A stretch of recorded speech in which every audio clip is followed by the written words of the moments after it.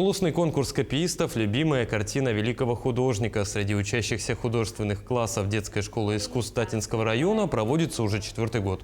Улусный конкурс копиистов – любимая картина, как и прежде, собирает большое число различных любителей высокой культуры. Самые сложные задачи они встречают в процессе копирования, когда ищут похожие цвета, которые видят в подлинниках, когда кладут похожие мазки, которые видят в работах великих мастеров, когда проводят линии, рисуют штрихи, которые должно быть максимально похожие на линии великих мастеров. Я нарисовала девушку с жемчужной сережкой. Самое главное в этой картине – это жемчужная сережка. Она каплеобразной формы.